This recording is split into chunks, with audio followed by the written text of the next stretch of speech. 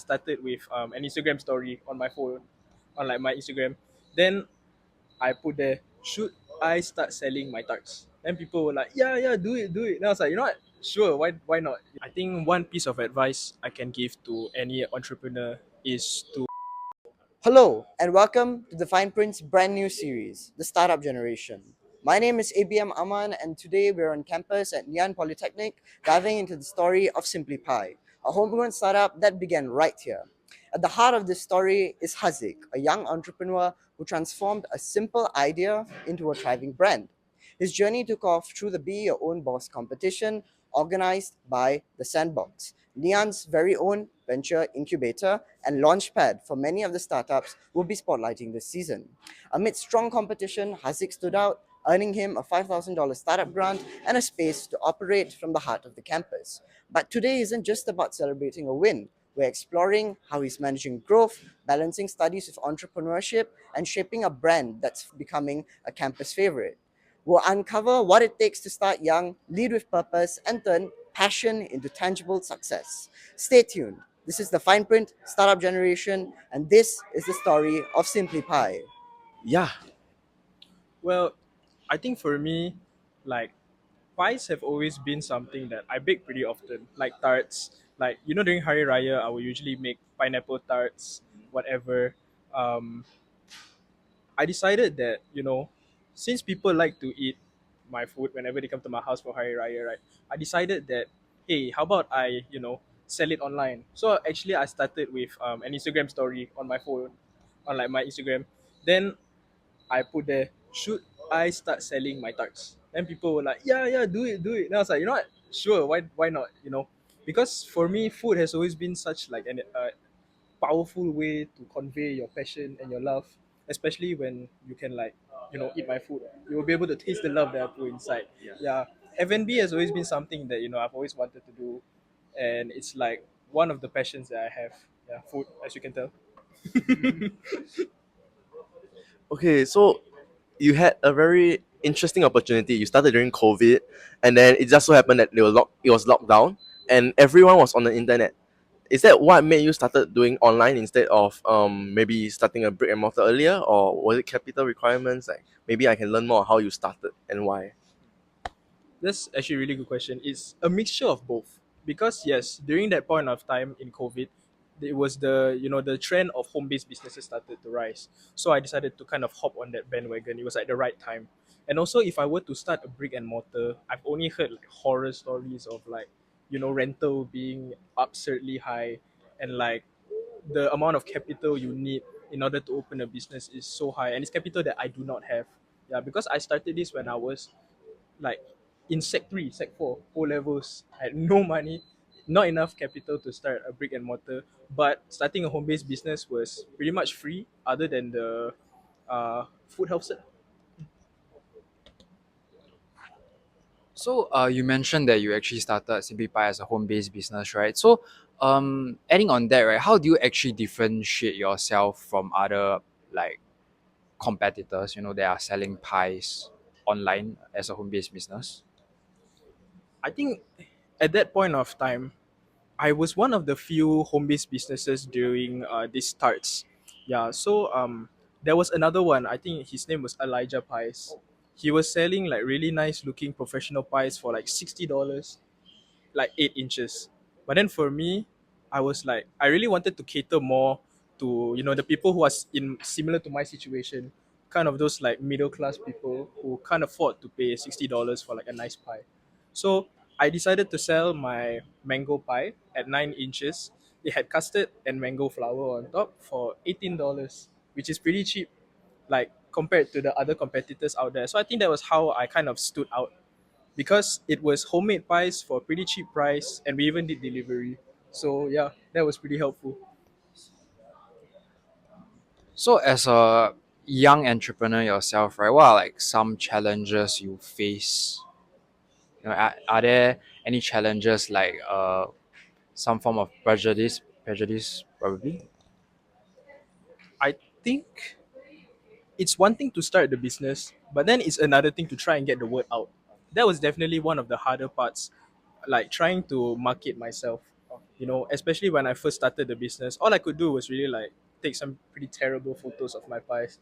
But then after like using like Canva and then like being able to learn how to take photos properly, I managed to be able to post like regularly and everything. And then from there, people started like seeing it probably on their For You page, and then like from there it kind of took off, like we exploded. Yeah. But when it comes to the brick and mortar part, I think the hardest was definitely finding the right people to study with. Yeah. I actually reached out to my friend Lloyd. Oh. He was my secondary school classmate. Oh. Yeah, and he had just so happened to be in Yan Poly as well. Then I heard about the BYOB competition, so I reached out to him because I can do the product, but when it comes to like admin and all that, that's like not my strong suit. Yeah, so the people was one of the important parts in starting a business. So it seems like from your answer, teamwork plays a really huge role in starting a business. So maybe you can take us through an average day of SimplyPie or a week. How does the operations work? And then how does teamwork play a role in that? I think on an average day, in the morning, I would try to have two people down to open the store. So one person will be cooking the chicken, one person will be rolling out the dough for the pot pies. Yeah. Um, I think the teamwork kind of comes more into play on a Thursday, because Thursday everybody has classes. So we have to really align our schedules properly. Yeah. I think on Thursday we have to switch people around like 3 to 4 times. Yeah, because in the morning there's one person, but then we try our best to prepare as much as we can the day before. Yeah. um I think also on the weekend, that's also one of the important parts, because I need to roll out the puff pastry, because the puff pastry we make it ourselves, so I have to fold and roll, and we make about like 5 batches worth of that, so I need to have all hands on deck. So I make sure I have all of my 4 founders, which includes Lloyd, Kakai, and my friend Kyler. So actually, this gives you an amazing opportunity to tell us more about why your pies are so delicious and unique, and then any other offerings that you have in Simply Pie. I think what makes my food so good, right, is I'm not afraid to, put the love in there. There's also such thing as salt, you know. Like some people, like they kind of shy away from using very fatty ingredients. But it's not that my ingredients are so like rich or fatty and everything. It's really just more of like the quality of the raw ingredients that we buy. So I buy most of my things from Bake with Yen, which is like this place where you can buy a lot of baking goods. Yeah. The pastry margarine, the flour, the butter, we try to buy the more premium ones, like Anchor and like the Bake with Yen home brand also. Yeah. And the chicken also, we cut it ourselves. We make all the sauces ourselves. We even try like for the butter chicken, we put yogurt, we put tomato paste, we put the traditional spices. So it's just all of that homemade, like made with love, incorporated into just one hearty pot pie that you can eat. Yeah. So is there any like tangible skill sets you learn from managing this business, like in terms of like finances or like marketing? I think I definitely had to step up my finance and marketing game when I started the business. I had to plan out, like estimate what I think I might earn in the first few months, see if I like am able to break even. But no matter how much I try to plan, it's all dependent on the crowd and the marketing. I think I was pretty lucky for my internship, because my internship was marketing. I was working for Media Freaks. So from there I learned, like how to plan our content calendar, how to like how often we should post and all, like how to post, what type of posts. Yeah, and then that definitely did help a lot with like what I'm doing now. So those are definitely one of the skill sets that you will need if you need to start a business. So it sounds like you have very enriching internship experience. So what advice would you give to a starting entrepreneur today that wants to start an F&B business like you? How can he or she market himself better, and what to take note of? I think one piece of advice I can give to any entrepreneur is to not be discouraged when things go south. I think all three of us know, because we take entrepreneurship mod, that one of the key traits you have to have is resilience. Yeah, because the moment one thing goes down, if you don't pick yourself back up, you're just gonna keep going down. There will be no rock bottom if you never pick yourself up. Yeah, because for us, right, in the initial stages, we used to be selling those same tarts that I sold with Avenue Pie. But then after the 6 months, we were thinking like, hey, it's actually not really working out too well. You know, what's wrong? What's like, what are we missing?